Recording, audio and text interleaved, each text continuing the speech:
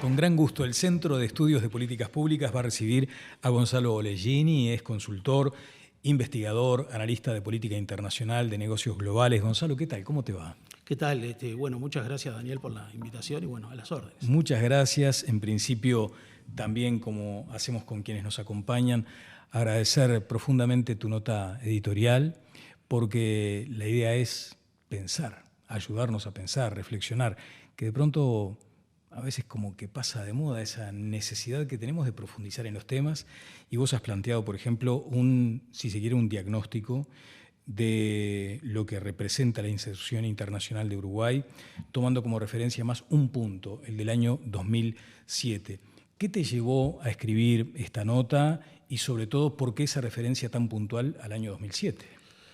Bueno, a ver, yo creo que, ¿por qué el año 2007? También pensemos que fue un poco cuando se planteó aquello del famoso TLC, ¿verdad? Con Estados Unidos, estuvo arriba de la mesa. Y ahí tuvimos fuertes discusiones, ¿no? Que terminaron en lo que todos ya sabemos, ¿no? En la famosa discusión del tren. Que, el tren pasa solo una vez. Pasa una vez, bueno, algunos decían el tren no va a pasar por arriba, los que estaban, no estaban tan a favor de negociar un tratado. El tema es que no hicimos el tratado.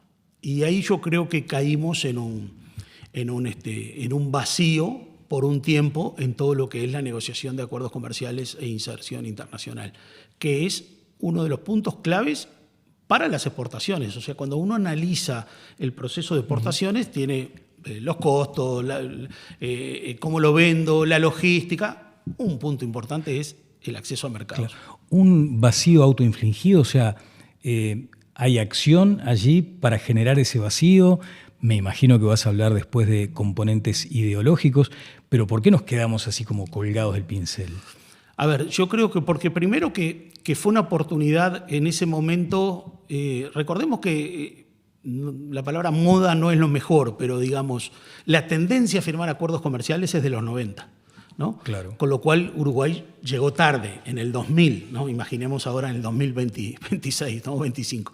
Pero ya en el 2000 era tardía, con lo cual eso era prácticamente una isla en un gran océano, el ofrecimiento de Estados Unidos a Uruguay para negociar ese acuerdo. Cuando se termina desafectando eso, por acción o por inacción, obviamente no había un ambiente global para negociar acuerdos comerciales con otros países o bloques, con lo cual, con más razón, esa era como la multiúnica propuesta que había en ese momento para tomar, ¿no? Claro, claro. Te pueden decir, pero mirá, Gonzalo, ¿sabes qué? Es indemostrable el efecto, imaginemos positivo, el impacto positivo que hubiera surgido de aquel acuerdo. Por lo cual corresponde preguntarte, ¿cuánto costó no firmarlo? A ver, obviamente esas cosas son bien contrafácticas, ¿no? Muchas veces, pero los ejemplos que podemos tener es que la mayoría de los países que han firmado acuerdos comerciales con Estados Unidos han tenido beneficios importantes. Y acá voy a hacer un paréntesis, porque hay un ejemplo que muchas veces se usa y que es lógico, que es el caso de México, ¿verdad? Claro. Cuando nace el NAFTA, México hoy es un país que tiene un poder exportador que es mayor a todo el Mercosur sumado, ¿no? Con un Brasil adentro, ¿no? Siendo un país que tiene la mitad casi de la población de Brasil, con lo cual México se ha transformado en una potencia exportadora. ¿Qué pasa? Hay muchas veces, mucho después, por eso el paréntesis, me ponen una coma y un pero. Pero bueno, pero México es un país que sigue teniendo una desigualdad, una diferenciación social importante, y yo le vuelvo a poner otro paréntesis y una coma después, y le pondría, sí, lo que pasa es que los acuerdos comerciales generan oportunidades económicas, pero después los que hacen el trabajo internamente de la distribución de esas ganancias del comercio son los gobiernos, no son los tratados. Los tratados no hacen por sí solos una distribución de la riqueza. La distribución de la riqueza está asociada a decisiones políticas de gobierno, que en México, en la mayor parte de los efectos positivos del acuerdo, no se tomaron de la manera que tendría, y por eso no hay una reducción de la pobreza. Por eso muchas veces se usa como el mal ejemplo del acuerdo comercial. No, pero no es un mal ejemplo del acuerdo. Claro. Es un mal ejemplo del post. Sí, qué bueno eso, porque lo que planteas entonces es la necesidad de una mirada integral que advierta cuáles son los efectos, aún aquellos negativos, porque es allí donde puede llegar a discutirse luego el papel del Estado. O sea, los tomadores de decisión deben contemplar todo lo que implica un acuerdo. Exacto. Por ejemplo, y vuelvo al caso de México, cuando México hace el tratado hay muchos pequeños productores agrícolas, agricultores familiares, de esos del buey y el arado, o sea, ya ni hablamos de tractor, sino de buey y arado, que obviamente cuando viene una empresa y empieza a producir en gran escala, con maquinaria a menor coste, con mayor capital, terminan desapareciendo. Eso fueron 3 millones de personas en el norte de México, un Uruguay entero. Exacto. Y esa es mucha de la gente que emigra, porque a veces algunos se preguntan, otra pregunta que me hacen, está bien, Gonzalo, y si tuvo tantos efectos positivos, ¿por qué la gente sigue emigrando de México a Estados Unidos en gran volumen? Porque no todos fueron beneficiados por los efectos positivos del acuerdo. Claro. Eso es claro. Claro. Bueno, ahí en el editorial planteas que desde ese momento parece haber existido como una suerte de estancamiento en el desarrollo internacional del comercio, en los niveles de exportación, y asociás allí lo que parece también bastante obvio, pero me gustaría detallar un poco más o profundizar. Exportación equivale a desarrollo, eso es innegable. Sí, por supuesto. Cuando muchas veces se plantea fórmulas para crecer o fórmulas para el desarrollo, yo muchas veces las veo hasta como fórmulas muy asociadas a la estadística. Lamentablemente nos hicimos muy amigos de la estadística. Entonces, ¿qué hacemos? ¿Por qué eso de lamentablemente nos hicimos amigos de la estadística? Porque, por ejemplo, en el caso del PBI, tomamos la fórmula y decimos, bueno, ¿cuál es la variable que más rápidamente me hace subir el PBI? Y esa es la que termino muchas veces trabajando. Y esa no quiere decir que te dé el desarrollo sostenible en el tiempo.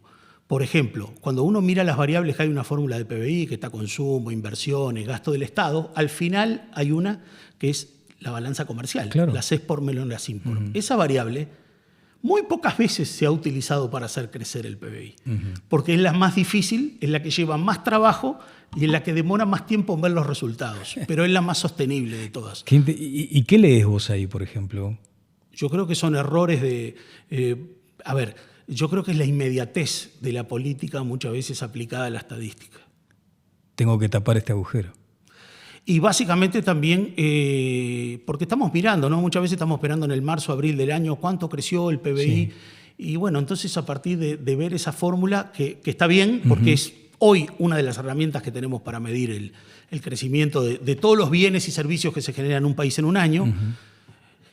Pero yo creo que hay caminos y hay variables que son más complejas, pero mucho más sostenibles, que generan más empleo, más distribución equitativa, y que son más sostenibles en el tiempo. Claro. Y una son las exportaciones. Sí, y ahí vamos directamente al núcleo de tu planteo, al centro, que tiene que ver con esto de un plan nacional de exportación. Dicho así, me parece que tiene una enorme complejidad porque has estudiado mucho este asunto, pero ¿cómo podemos abreviar o resumir o dar a entender de qué va un plan nacional de exportación? Bien, nosotros, como cualquier plan, lo primero que tenemos que tener es claro a dónde vamos, y cuando uno, y ahí empiezan un poco las comparaciones también, cuando uno mira países del mismo porte, tamaño del Uruguay, y también, y acá sí es algo ya subjetivo y arbitrario, yo me comparo con los mejores. O sea, hay países del tamaño del Uruguay que exportan mucho menos que el Uruguay. Yo elijo compararme con los mejores. Claro. Y los mejores, en algunos casos, como yo pongo básicamente en el trabajo, como pueden ser Singapur, como puede ser Nueva Zelanda, como puede ser Irlanda, y muchísimos más, los países nórdicos también, pero no era para extender en cantidad. Cualquiera de esos países exporta 3, 4, 5 y hasta 20 veces más que el Uruguay. Entonces, de ahí surge, bueno, ¿hay espacio para crecer en las exportaciones? Sí, hay espacio. Bueno, ¿qué hay que hacer? Eso, ¿hay una fórmula, hay una receta o por lo menos algunos primeros pasos que sí o sí hay que dar? Yo creo que los primeros pasos que hay que dar es primero, bueno, definir cuál es el perfil nuestro, que ahí es donde creo que capaz que a veces tenemos una dificultad, pero lo tenemos que saltear. Yo en el trabajo lo planteo. Singapur es la potencia logística, Nueva Zelanda es una potencia agrícola, e Irlanda, que era una potencia agrícola, se terminó transformando en una potencia de productos con alto valor agregado. ¿Y nosotros de qué podemos ser potencia? Nosotros hacemos los tres. Ese es el problema. Hoy en día hacemos logística fuerte, hacemos, bueno, el agro ni que hablar, es nuestro primer rubro, pero también tenemos servicios con valor agregado.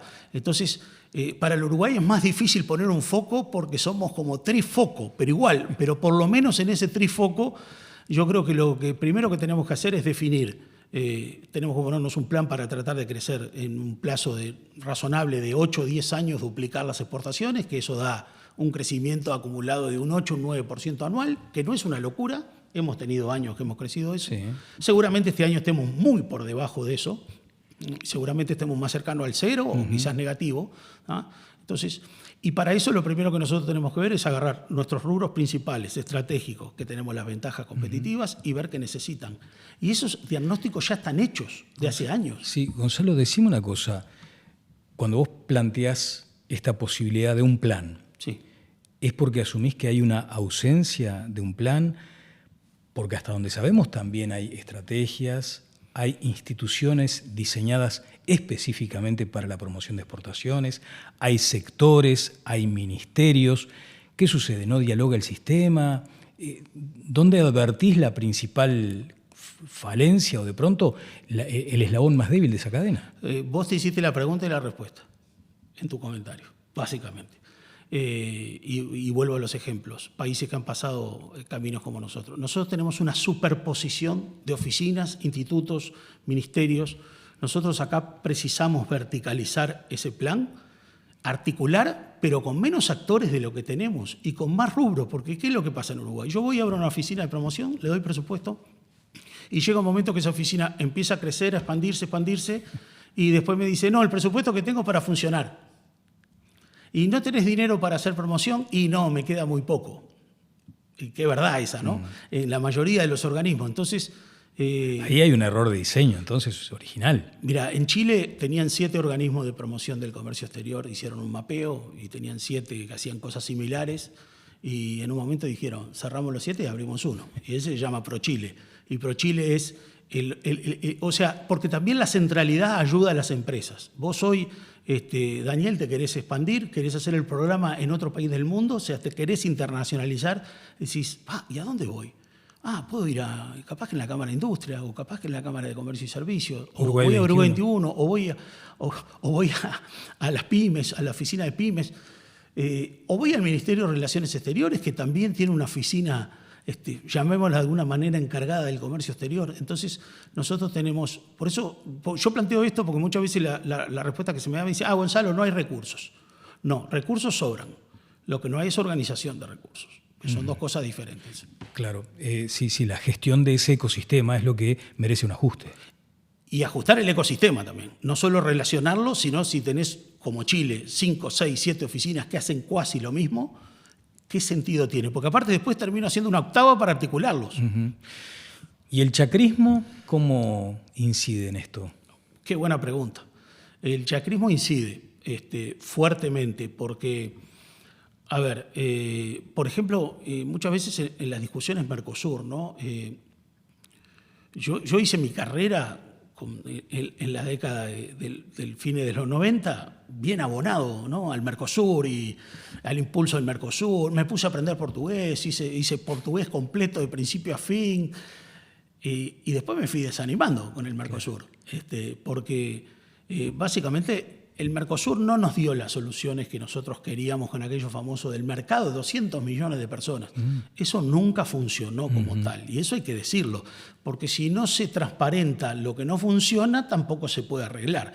Entonces, el Mercosur no funciona como un mercado de 200 millones de personas. Eso es un cliché, y ese cliché no funciona. Pero, sin embargo, yo creo que hay algunas industrias, algunas empresas que sí han logrado insertarse en el Mercosur y que tienen parte de su comercio en el Mercosur. Pero también esa relación nos ha llevado a estar a veces demasiado anclado al Mercosur. Yo creo que el efecto, por ejemplo, de ahora del acuerdo Unión Europea, independientemente de que muchas cosas no se han hecho, sirve para un poco mover el foco a que no sea... Porque lo único que teníamos era el Mercosur, porque el resto son acuerdos muy pequeños. Claro. Bueno, se han cifrado grandes expectativas en este acuerdo y corresponde consultarte si no temes que exista el mismo fenómeno de decepción y que a escala, digamos, terminemos padeciendo lo mismo que nos provocó el Mercosur, esa asfixia que decías. Bueno, se habló hasta del corset. Sí, y también un tema. Recordemos que otra palabra que yo me acuerdo que me quedó grabada de esa época y deseo que no vuelva a estar arriba de la mesa sin hacer algo, que es la palabra reconversión.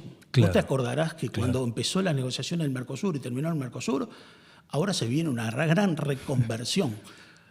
Yo por una reconversión entiendo una política de Estado, en su momento será el gobierno que sea, una política de Estado que trate de reconvertir al que puede, y sabemos que cuando hacemos un acuerdo comercial hay empresas que caen, Claro. ¿no? Como otras nacen, entonces era tratar de minimizar el impacto del Mercosur. Y esto te lo voy a enganchar con la respuesta de la Unión Europea.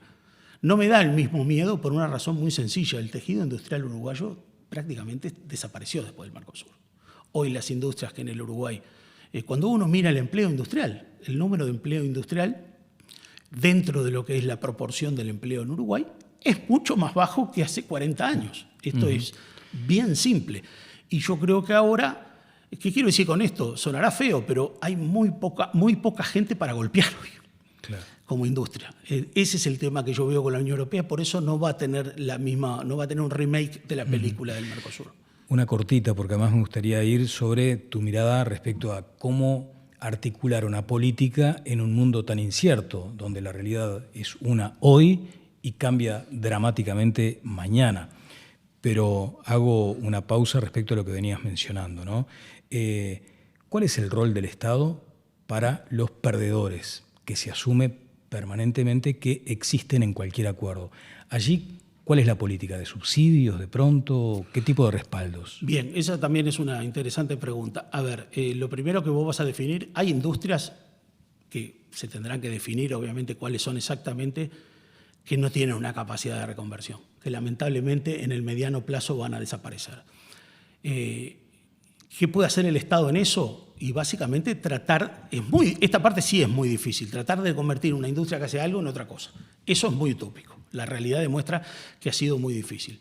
Yo creo que el grupo salvable de todo eso es el que tiene problemas de competitividad, por ejemplo, ¿no?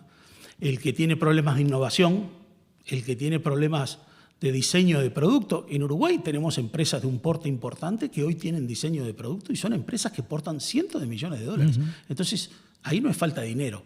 Ahí es falta de capacidad para innovar, por ejemplo, ¿no? Entonces, y que van a tener dificultades, seguramente. Ahora, ¿por qué teniendo dinero tienen dificultad para innovar? Habría que preguntarle a las empresas. Eso sería. Yo creo que también este tema de haber estado, entre comillas, cerrado comercialmente y tener la vaca atada, acá volvemos un poco al chacrismo, de tener la vaca atada con clientes seguros. Por eso creo que el acuerdo con la Unión Europea va a sacudir un poco la modorra. Y, por ejemplo, en el caso, yo veo, el primer impacto que veo de allá hacia acá, principalmente, es a medida que vayan cayendo los aranceles, muchos productos alimenticios procesados, no el commodity, pero sí el producto alimenticio procesado, que los vamos a ver en la góndola de los supermercados. El tema es que en el pasado quizás competían con productos uruguayos, hoy van a competir con argentinos y brasileños en nuestras góndolas. Claro, claro. Bueno, tal vez resulta un poco antipático mencionar aquellos sectores que hay que cifrarles todas las expectativas o las esperanzas, o hay que priorizar, ¿no? Cuando vos utilizas el término priorizar, ahí es donde surge lo antipático. Pero considerando lo que te preguntaba anteriormente, este mundo tan incierto, ¿hay sectores, digamos, a los que hay que apostar fuertemente, aún en esta turbulencia permanente?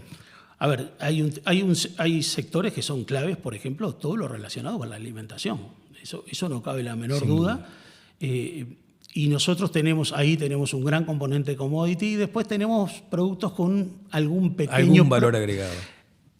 Y para el Uruguay va a ser muy difícil, o sea, no veo al Uruguay armando productos terminados, procesados de alto valor agregado.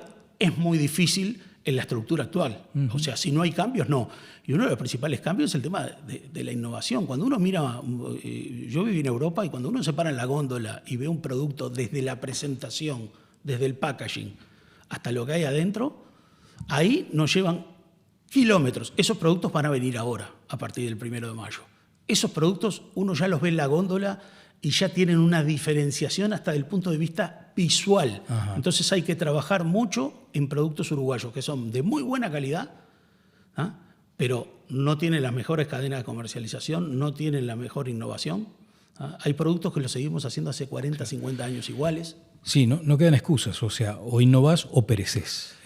parece ser la lógica, ¿no? Exacto, y para Uruguay todavía es más complejo, porque cuando uno mira hasta la propia Argentina o el Brasil, independientemente de la suerte que tengan los sectores, tienen por el tamaño de mercado cierta necesidad de innovación y lo hacen.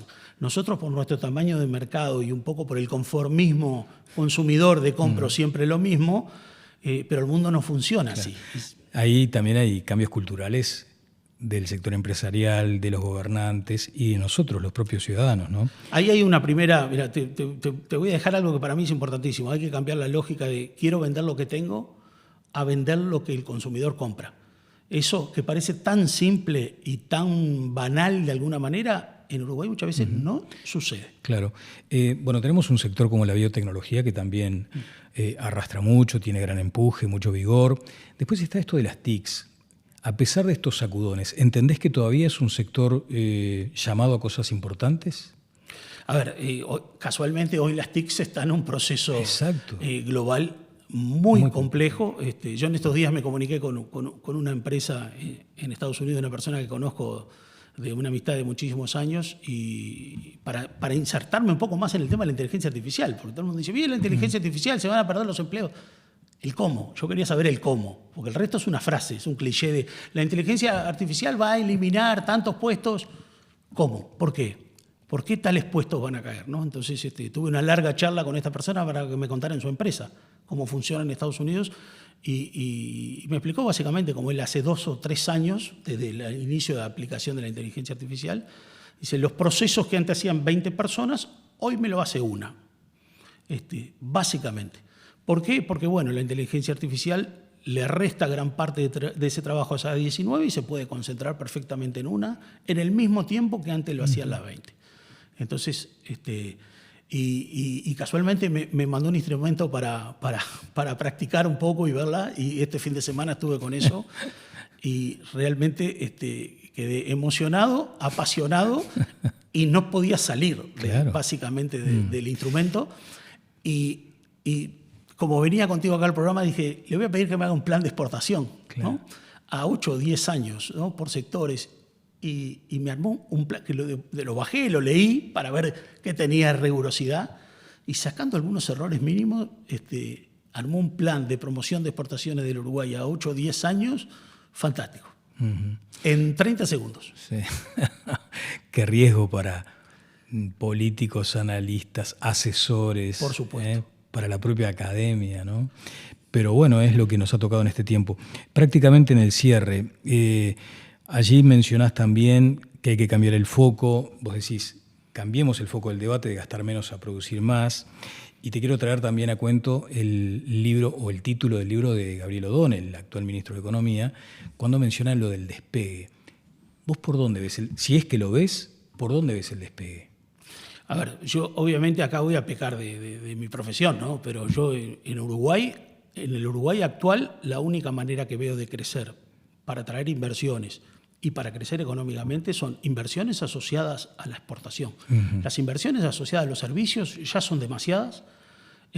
Yo creo que el Uruguay tiene, y para eso hay que ser competitivo también, tenemos que aprovechar nuestras ventajas naturales, porque ¿quién va a venir a invertir a Uruguay a procesar algún producto para sacar? Bueno, tenemos el ejemplo en el pasado, ¿verdad?, de las celulosas, que bueno, ¿por qué venían? Y bueno, porque tenemos agua y porque tenemos árboles, pero esa es básicamente la lógica de ellos. Pero hay que apuntar a otros sectores. Hay sectores que yo creo que tienen un potencial enorme. Me cuesta ver que Nueva Zelanda exporte $10.000 millones de lácteos y nosotros portemos 1.000 con el mismo tamaño. Esas son cosas que le rompen la vista. Y yo creo que hay que agarrar sector por sector. Cada sector tiene 4 o 5 problemas, algunos más, pero mayormente. Los 6, 7 principales, carnes, lácteos, soja, celulosa, servicios, tecnología, turismo, logística, audiovisual, y entrar en cada uno cuáles son sus 4 o 5 problemas. Eso tiene un costo financiero del Estado, que yo lo calculé también, que básicamente para renunciar a algunos costos que hoy el Estado tiene y reducir tarifas estamos hablando de unos capaz que 400, 500 millones de dólares al año. Pero en un plano fiscal muy estrecho, además. O sea, Por supuesto. hay que tener valentía también para tomar decisiones. Bueno, pero para eso yo creo que lo que hay que hacer es un reordenamiento del gasto del Estado. Esos 400, 500 millones de dólares pueden ser recuperados de hoy muchos lados en los cuales hoy se despilfarra, ¿no? Gonzalo, no pretendo tampoco esa cuestión de los números mágicos, ¿no? Pero si todo se hiciera bien, hay una estimación de un aumento de las exportaciones en, no sé, fijemos una línea de tiempo. ¿Qué ves de aquí a 10 años, por ejemplo? Y bueno, básicamente la idea del plan es pensar en eso, ¿no? En unos 8 años aproximadamente se pueden llegar a duplicar las exportaciones.